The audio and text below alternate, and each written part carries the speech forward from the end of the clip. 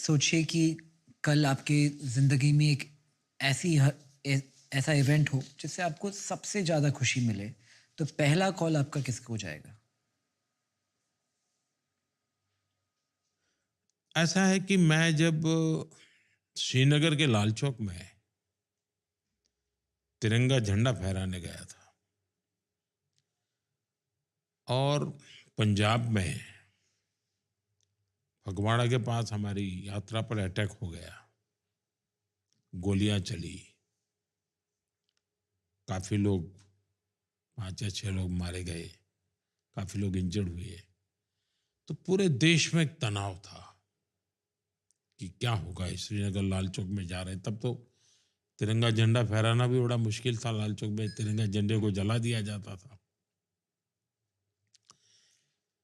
तिरंगा झंडा फहराने के बाद हम जम्मू आए। तो मैंने जम्मू से मेरा पहला फोन मेरी माँ को किया था। मेरे लिए वो एक खुशी की पल थी और दूसरा मन में था कि माँ को चिंता होती होगी कि ये गोलियां चली हैं और ये कहाँ गया है।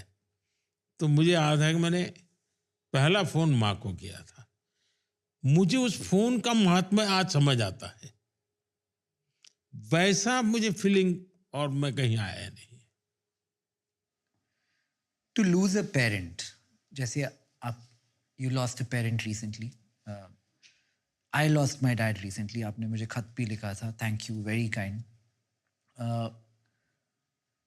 आपके दिमाग में पहली चीज़ क्या आती है? जैसे मैं अपना एग्जांपल दूं तो when I lost my dad, the first thought in my mind was guilt, कि मैंने ये क्यों नहीं किया, मैंने जाके और टाइम स्पेंड क्यों नहीं किया उनके साथ, why did I pick maybe work, maybe this that और द अदर ओवर हिम। जब आपकी लाइफ में ये इवेंट हुआ तो आपने क्या सोचा? ऐसा है कि वैसा मेरे जीवन में नहीं है, क्योंकि मैं बचपन में घर छोड़ चुका था। तो घर के लोगों ने भी मान लिया था कि ये हमारा नहीं है। मैंने भी मान लिया था कि मैं घर के लिए नहीं हूं। तो मेरा जीवन वैसा रहा। इसलिए उस प्रकार का अटैचमेंट किसी को भी फील होने का कारण नहीं था। लेकिन जब हमारी माताजी का 100 साल हुआ, तो मैं माँ को पैर छूने के लिए गया था। अब 100 साल की उम्र, मेरी माँ पढ़ी लिखी नहीं थी। उनको कुछ भी पढ़ा वो ज्ञान नहीं था, यानी अक्षर ज्ञान नहीं था। तो मैंने जाते जाते कहा कि माँ, मुझे तो निकलना पड़ेगा, मेरा काम है, मेरे लिए कुछ। तो मैं हैरान था, मेरी माँ ने 2 वाक्य कहे, बड़े ही, यानी एक जिसको कभी स्कूल का दरवाजा नहीं देखा, वो माँ कहती है, काम करो बुद्धि से, जीवन जियो शुद्धि से। अब ये वाक्य उनके मुंह से निकलना, ये मेरे लिए बड़ा यानी एक प्रकार से बहुत बड़ा खजाना था। काम करो बुद्धि, गुजराती में बोल रही थी वो, लेकिन उसका मतलब ये था, काम करो बुद्धि से, जीवन जियो शुद्धि से। तो मैं सोचता था कि परमात्मा ने इस माँ को क्या कुछ नहीं दिया होगा, क्या विशेषता होगी। तो कभी लगता है कि मैं इसके पास कभी रहता तो मैं शायद ऐसी बहुत सी चीजें निकाल सकता था, जान सकता था। तो कमी महसूस होती है कि ऐसा मेरा संवाद बहुत कम हुआ, क्योंकि मैं जाता था साल में 1-2 बार। अच्छा, माँ कभी बीमार नहीं हुई माँ को, और कभी जाता था तो भी पूछती थी मुझे कि भाई,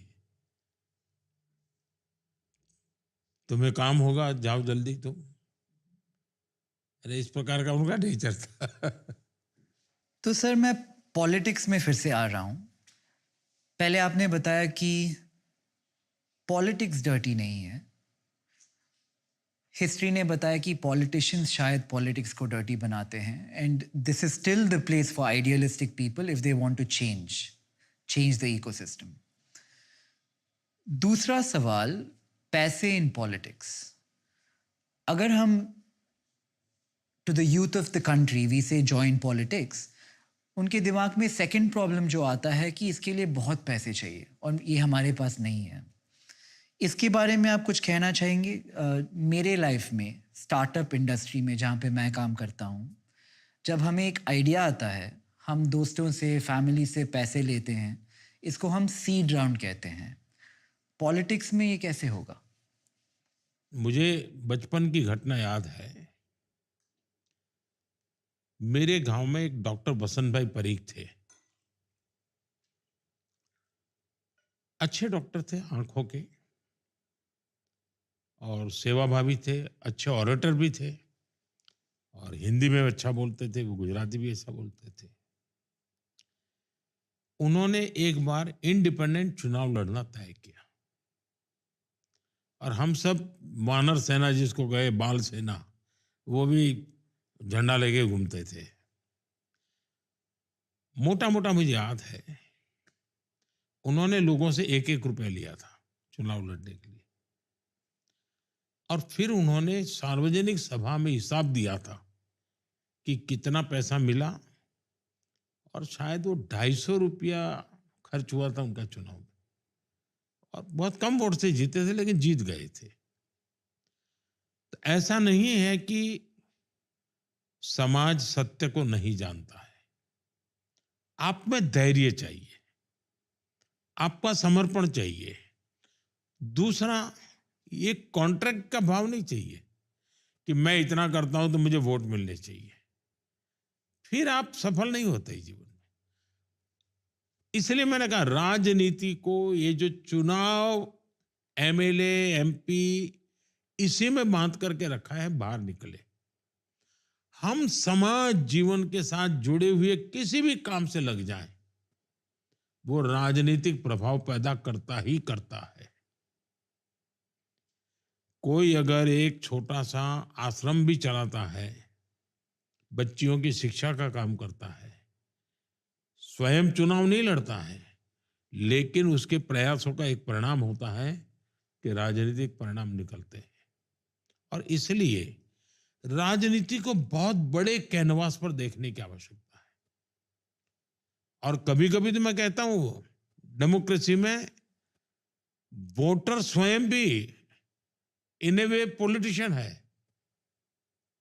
वो अपना वोट देता है तब अपना माइंड अप्लाई करता है, इसको दूं, इसको न दूं। जिसको न दूं उसके प्रति उसके मन में कोई भाव पड़ा है, जिसको दूं उसके लिए मन में भाव पड़ा है। इसलिए डेमोक्रेसी में, मेरे केस में मैं अनुभव करता हूं कि मुझे, भले मैं राजनीति में हूं, लेकिन जो सो कॉल्ड पॉलिटिशियन जिसको कहते हैं, वैसा मैं नहीं हूं। चुनाव के समय ही मुझे ये राजनीतिक भाषण करने पड़ते हैं, ये मेरी मजबूरी है।